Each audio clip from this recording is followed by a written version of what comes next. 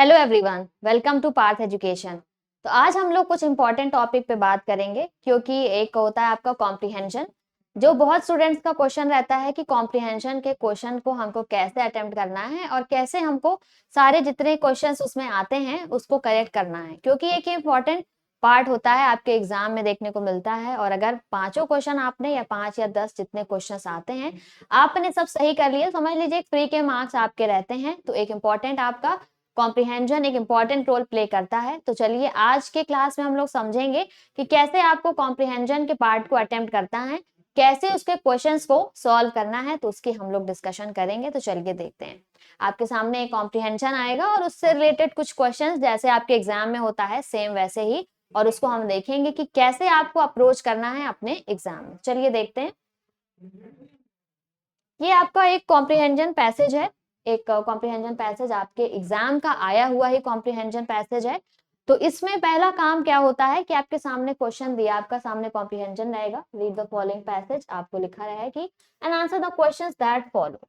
तो हमारे सामने पहले कॉम्प्रिहेंशन आता है, तो हम पहले कॉम्प्रिहेंशन पे ही पढ़ते हैं और उसको ही तुरंत पैसेज पढ़ना ही स्टार्ट कर देते हैं।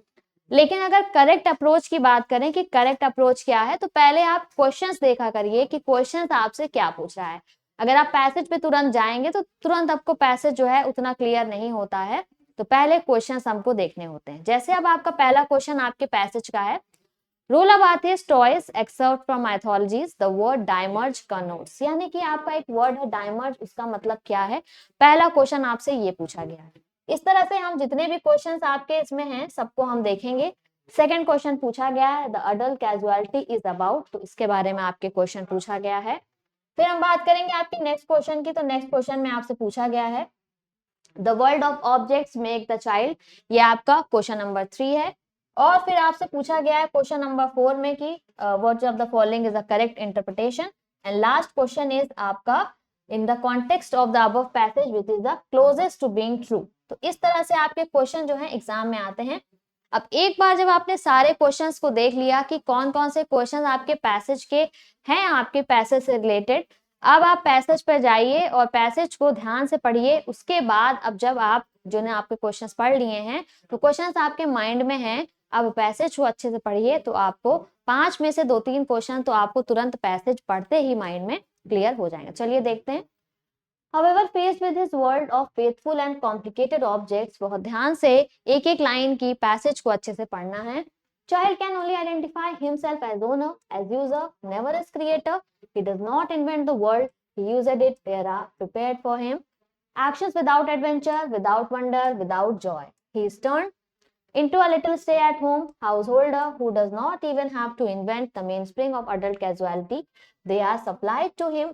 अभी हमने देखा था एडल्ट कैजुअलिटी से आपका क्वेश्चन था, अभी हमने देखा था कि ये क्वेश्चन आपके पैसेज का क्वेश्चन यहाँ पर था। तो यानी कि अब जब आपने क्योंकि पढ़ा था तो आप जैसे ही इस वर्ड के पास आए आपको क्लिक कर गया कि हाँ इससे क्वेश्चन तो अभी हमने देखा था। तो बस यहीं से आपका उसका आंसर मिलेगा। Made, he has only to help himself. He is never allowed to discover anything from start to finish. तो ये था आपका पूरा पैसेज। अब चलिए क्वेश्चन पे बढ़ा जाए। क्वेश्चन पे अब हम लोग चलते हैं। क्वेश्चन नंबर 1 आपका क्या था, अब तो आपको याद होगा। तो वर्ड डाइमर्ज आपसे पूछा गया था कि द वर्ड डाइमर्ज क्या बताता है। तो क्या कॉग्निटिव इनएक्टिवनेस ऑफ द चाइल्ड, तो इसमें हमने ये स्टेटमेंट आपका, ये पार्ट आपका सही नहीं होगा। There sensational realization of objects, ये भी आपका इनकरेक्ट है। देख क्रिएटिव एबिलिटीज, जी हाँ बिल्कुल यही बात तो हमने पैसेज में भी अपने पढ़ी थी। तो क्रिएटिव एबिलिटीज आपका यहाँ पर करेक्ट आंसर है। So option number C is the correct answer of question number 1। और हमेशा पैसेज सॉल्व करते समय ये बात भी ध्यान रखनी है कि आपका पैसेज में जो चीज लिखी है उसी को आपको क्वेश्चन के आंसर करना है। अपना कुछ दिमाग वहां पर यूज नहीं करना है, अपनी नॉलेज का उपयोग नहीं करना है। जो पैसेज में चीजें हैं उन्हीं के अकॉर्डिंग क्वेश्चन को भी अपने आप को इस्तेमाल करना है उनके आंसर ढूंढने में। तो क्वेश्चन 1 हमारा इस तरह से कंप्लीट हुआ, 100% सही हुआ। अब अगला बढ़ते हैं। अगला क्वेश्चन हमसे क्या पूछा गया था, नेक्स्ट क्वेश्चन नंबर 2। यहाँ पूछा गया था अडल्ट कैजुअलिटी इज अबाउट। अभी हमने पैसेज देखा था अडल्ट कैजुअलिटी की, हमने देखा था कि अडल्ट कैजुअलिटी हमको यहाँ पर दिखा था। तो अब क्या है, बिल्कुल आपको क्लियर है ये वर्ड। अब क्या आंसर इसका फाइंड आउट करना आपके लिए बिल्कुल 1% भी मुश्किल है, कठिन है? जी नहीं, बिल्कुल आप आसानी से इसका सही आंसर पता ले जाएंगे। चलिए ऑप्शंस को देख लिया जाए। आपका फर्स्ट ऑप्शन यहाँ पर नहीं होगा, कॉग्निटिव एंड लॉजिकल स्ट्रक्चर की भी कोई बात नहीं है। Nihilistic recreation of the word या फिर लिंग्विस्टिक स्ट्रक्चर, इसकी भी यहाँ पर कोई बात नहीं हुई। आपका nihilistic recreation of the word यानी कि आपका यहाँ पर cognitive and logical structure of the word या फिर निहिलिस्टिक रिक्रिएशन, इन दोनों में अगर आपको कंफ्यूजन हो तो आपको बिल्कुल फिर से आप जा सकते हैं, क्योंकि कुछ आपको एक दो ऑप्शंस में कंफ्यूजन हो जाता है। तो आपका जो ऑप्शन नंबर यहाँ पर भी यहाँ पर आपका करेक्ट होगा। फिर हम क्वेश्चन नंबर 3 पर बढ़ेंगे। The world of objects make the child। जो वर्ल्ड ऑफ ऑब्जेक्ट होते हैं वो चाइल्ड को कैसा बनाते हैं? इमेजिनेटिव, इन्वेंटर, एक्टेंट या फिर क्रिएटर। फिर से हम बता रहे हैं कि इसमें अपना माइंड नहीं लगाना है, पैसेज पे वापस जाना है, पैसेज से ही आपको इसमें आंसर ढूंढना है। तो जब हम पैसेज की बात करें तो जब हमने पैसेज में इस चीज को पढ़ा था तो हमने देखा था कि एक्टेंट की बात वहां पर हुई थी। सो ऑप्शन नंबर सी एक्टेंट यहाँ पर करेक्ट होगा। तो ये था क्वेश्चन नंबर 3। इसके बाद क्वेश्चन नंबर 4 देख लेते हैं इसी पैसेज का। इसमें पूछा जा रहा है which of the following is the correct interpretation, यानी कि करेक्ट इंटरप्रिटेशन क्या है। आपका जो पैसेज है उसी से रिलेटेड करेक्ट इंटरप्रिटेशन इन चारों में से आपकी कौन सी होगी, क्वेश्चन नंबर 4 में आपको ये बताना है।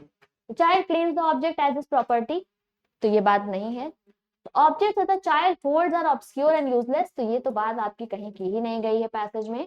Child can not understand the design, ये भी आपका रॉन्ग है। In touching the object, the child creates dynamic forms of life. This part is correct. This option is correct. So option D आपका यहाँ पर करेक्ट होगा। तो इस तरह से क्वेश्चन नंबर 4 भी सही हो गया। तो 4 क्वेश्चंस 100% सही हो गए, बिल्कुल फुल मार्क्स आपको मिल गए। अब अगला बढ़ते हैं लास्ट क्वेश्चन की तरफ। इसी पैसेज का लास्ट क्वेश्चन देख लेते हैं। In the context of the above passage which is the closest to being true. अब आपके सामने 4 ऑप्शन है, लास्ट क्वेश्चन है इस पैसेज का, क्वेश्चन नंबर 5। तो इसकी हम लोग बात करें, children actively learn while playing. Children are object for toy makers. Toys affect the cognitive abilities of the child. The children recreate meanings from the toys. अब यहाँ पर चारों ही ऑप्शन सही लग रहे हैं, पढ़ने में चारों ही करेक्ट लग रहे हैं, करेक्ट हैं भी।